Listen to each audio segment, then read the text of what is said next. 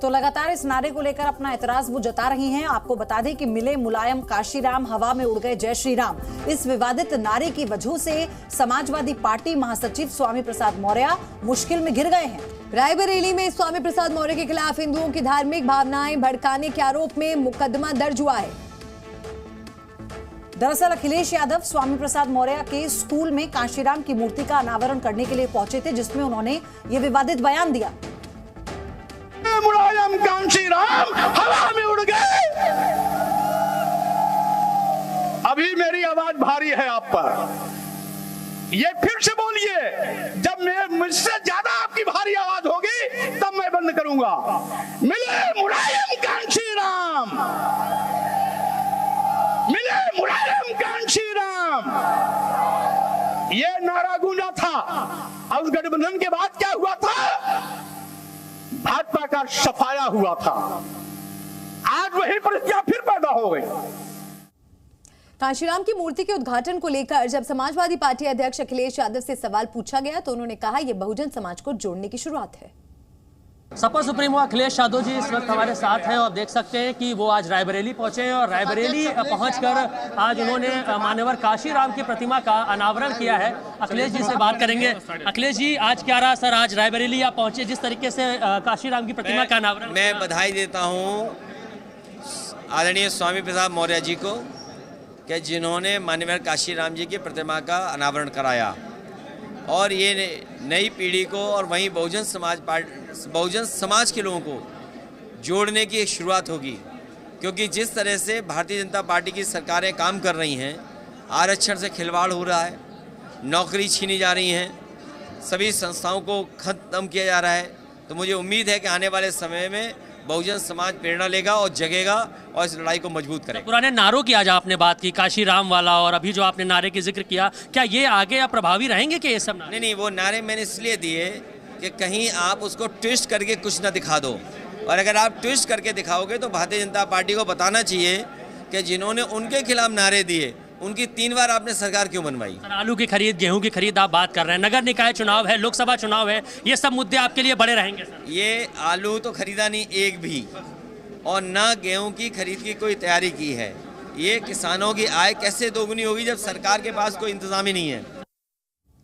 तो विवादित नारेबाजी को लेकर स्वामी प्रसाद मौर्य का कहना है कि नारेबाजी का हवाला देकर मुकदमा दर्ज कराना गलत है।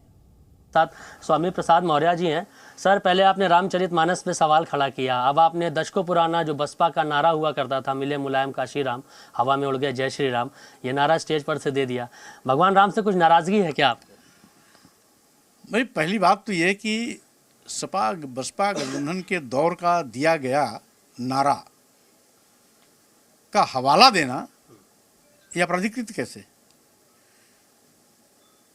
आज़ादी के बाद बहुत सी पार्टियों ने समय समय पर नारे दिए हैं। आवश्यकता अनुसार उन नारों को कभी कभी उदाहरण के रूप में पेश भी किया जाता है। वही मैंने किया था। और उसके बावजूद अगर एफआईआर होती है तो एफआईआर कराने वाले को बहुत बधाई, सरकार को बहुत बधाई। सरकार इतनी मेहरबान है कि मेरे ऊपर एफआईआर की झड़ी लगी हुई है। और जिन लोगों ने स्वामी प्रसाद मौर्य को हत्या करने के लिए, किसी ने 51 करोड़, किसी ने 51 लाख, किसी ने 21 लाख की सुपारी दी, उनके खिलाफ एफआईआर नहीं हुई। जिन लोगों ने 5 लाख की तलवार खरीदकर हवा में लहराते हुए कहा कि मैं स्वामी प्रसाद मौर्य की इससे हत्या करूंगा, उनके खिलाफ एफआईआर नहीं हुई। जिन लोगों ने स्वामी प्रसाद मौर्य का जीप काटने के लिए 21 लाख और 11 लाख रुपए की इनाम की घोषणा की, उनके खिलाफ एफआईआर नहीं हुई।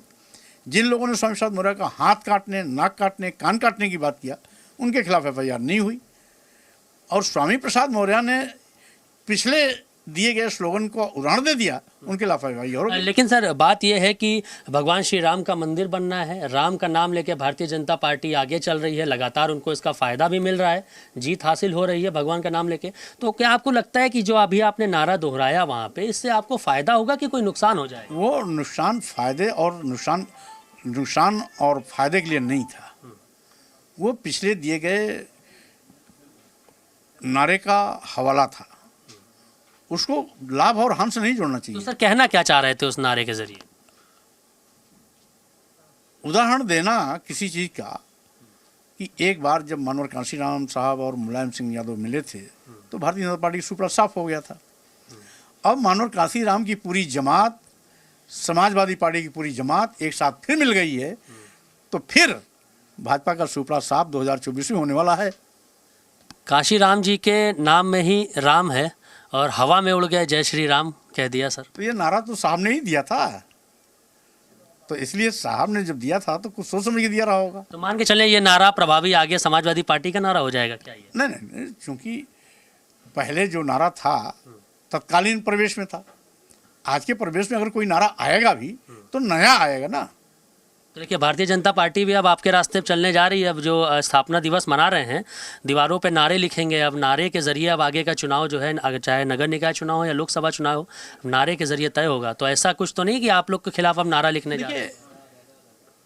स्थापना दिवस पर भाजपा अगर कोई कार्यक्रम करती है तो उसका मैं भी स्वागत करता हूँ।